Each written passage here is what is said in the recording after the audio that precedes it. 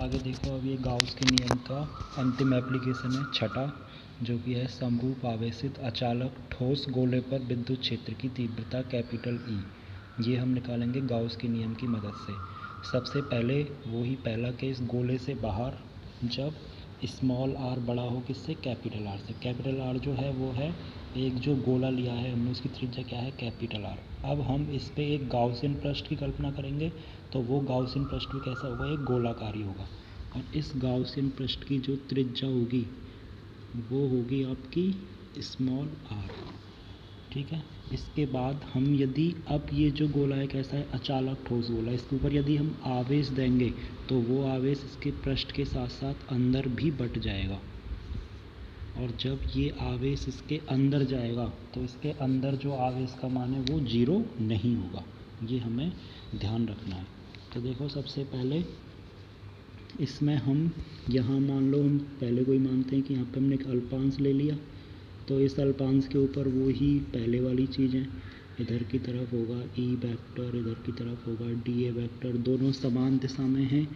तो हम लिख सकते हैं एक अल्पांश के ऊपर या कुल विद्युत फ्लक्स, यदि हम ऐसे लिखें फाई बराबर इंटीग्रेशन ऑफ ई वेक्टर, या सीधा लिख दूँ ई डॉट डी ए, क्योंकि दोनों के मध्य में थीटा बराबर कितना होगा, 0 डिग्री। कई बार ये बात आ चुकी है, फाई बराबर integration of E dot D A.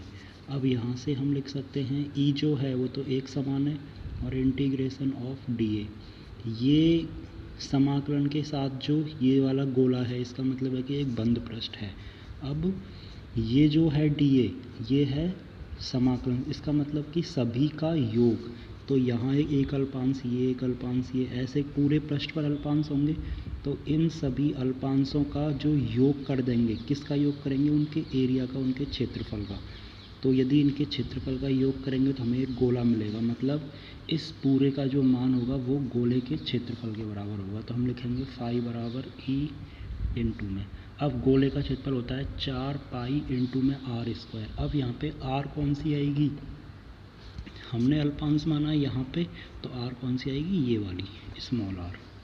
तो ये बन जाएगा 4 पाई इंटू में आर स्क्वायर, समीकरण नंबर 1। इसी प्रकार यदि हम देखें गाउस के नियम से, गाउस के नियम से हम क्या लिखेंगे, फाई बराबर ये क्या होता है, क्यू इनसाइड, मतलब जितना आवेश इसके अंदर है बटे में एप्सिलॉन 0। मान लो इसके अंदर जो आवेश है वो कितना है, कैपिटल क्यू है, तो यहाँ से क्यू इनसाइड बन गया कैपिटल क्यू बटे में एप्सिलॉन 0। फाई बराबर क्यू बटे में एप्सिलॉन 0, यही बनेगा, ठीक है। अब चूँकि ये जो आवेश जो दिया है वो इसके पूरे आयतन पर बट रहा है, तो यहाँ हम लेंगे आयतन आवेश घनत्व, क्या होता है, इसको हम लिखते हैं किससे, रो से। रो बराबर आवेश, आवेश कितना है इसके ऊपर, कैपिटल क्यू बटे में इसका आयतन। तो यहाँ से यदि मैं निकालना चाहूँ क्यू का मान, तो क्यू का मान आ जाएगा रो इंटू में आयतन, तो रो इंटू में आयतन। अब देखो आयतन कौन सा आएगा, आयतन आएगा, हम इस वाले गोले की बात कर रहे हैं, इसकी त्रिज्या कितनी है, कैपिटल आर है, तो गोले का आयतन होता है 4/3 पाई आर क्यूब। आर कौन सी है, कैपिटल आर। ये बन जाएगा, ये आ गया क्यू का मान। इसे बना दो समीकरण नंबर 2, इसे बना दो समीकरण नंबर 3। अब लिखो समीकरण 2 व 3 से, देखो समीकरण 2 में है फाई बराबर है क्यू, क्यू का मान आ गया रो इंटू में 4/3 पाई आर क्यू, और बटे में क्या है, एप्सिलॉन 0। ये बन गया तुम्हारा समीकरण नंबर 4। अब समीकरण 1 और 4 की तुलना करने पर, समीकरण 1 व 4 की तुलना करने पर, तो देखो एक के LHS में फाई और 4 के LHS में फाई, तो फाई बराबर फाई है, तो हो जाएगा ई इंटू में 4 पाई आर स्क्वायर बराबर इसमें रो इंटू में 4/3 पाई आर क्यू बटे में एप्सिलॉन 0।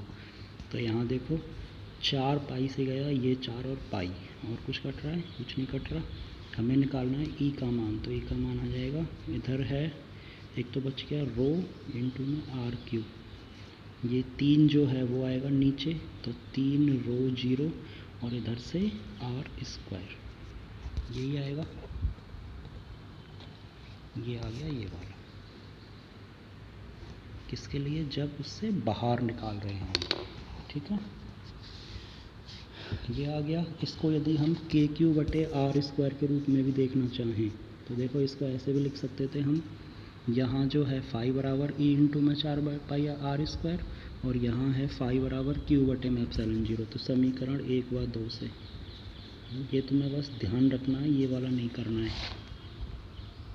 समीकरण 1 व 2 से, एक में है ई इंटू में 4 पाई आर स्क्वायर बराबर 2 में है कैपिटल क्यू बटे में एप्सिलॉन 0। तो यहाँ से ई बराबर आ जाएगा क्यू बटे में 4 पाई नीचे आएगा, साथ में एप्सिलॉन 0 ये रहा, और इंटू में आर स्क्वायर।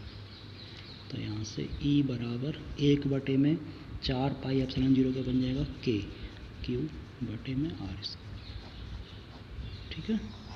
ये आ गया। ये तो हो गया हमारा गोले से बाहर। अब हम निकालेंगे गोले के पृष्ठ पर।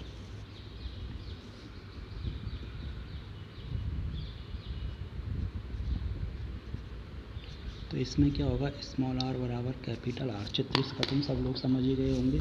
ये मान लो समीकरण नंबर 5। तो हम लिखेंगे समीकरण 5 में स्मॉल आर बराबर कैपिटल आर रखने पर ये बन जाएगा ई बराबर रो कैपिटल आर क्यू तो है ही है 3 एप्सिलॉन 0, ये है स्मॉल आर स्क्वायर, यहाँ हम रखेंगे कैपिटल आर स्क्वायर। तो देखो आर स्क्वायर से एक आर स्क्वायर कट जाए, खाली एक आर बच जाएगा, तो ये आ जाएगा रो आर बटे में क्या 3 एप्सिलॉन 0, यही है, ठीक है। यहाँ तक देखो, यहाँ तक ये जो है इसमें ई जो है वो समानुपाती आया किसके, 1/r स्क्वायर के समानुपाती। यहाँ पे जो है, यहाँ पे कहीं भी स्मॉल आर पे निर्भर कर नहीं रहा है, कैपिटल आर पे निर्भर कर रहा है, ठीक है।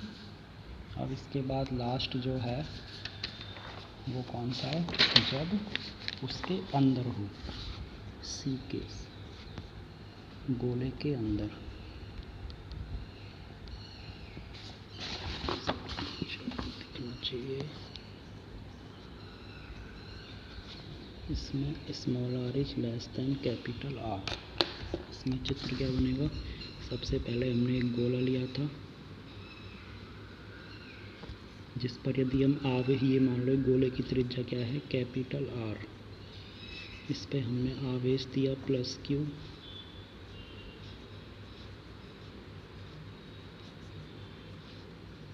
तो यहाँ मैं लिख रहा हूँ प्लस क्यू आवेश। अब हम क्या करेंगे, इसके अंदर देखना है, तो अब की बार एक गाउसियन पृष्ठ हम मानेंगे, इसके अंदर मानेंगे।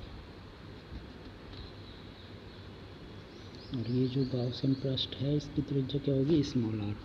पहली कंडीशन वही, इस पे हम एक अल्पांश लेंगे, ठीक है।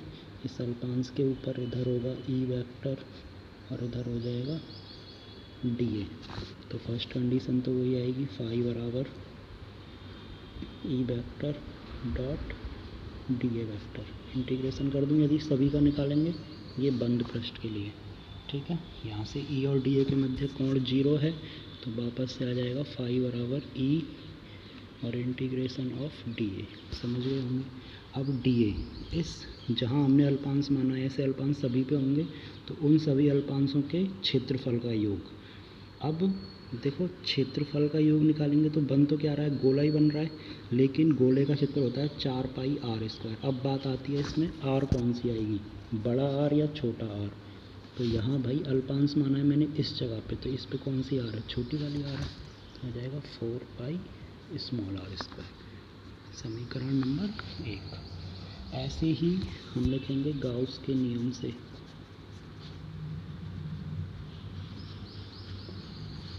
गाउस के नियम से क्या है, फाई बराबर क्यू इनसाइड। अब देखो क्यू इनसाइड जो होगा वो ये वाला आवेश ही है, ये कौन सा हुआ कैपिटल क्यू बटे में एप्सिलॉन 0, ठीक है।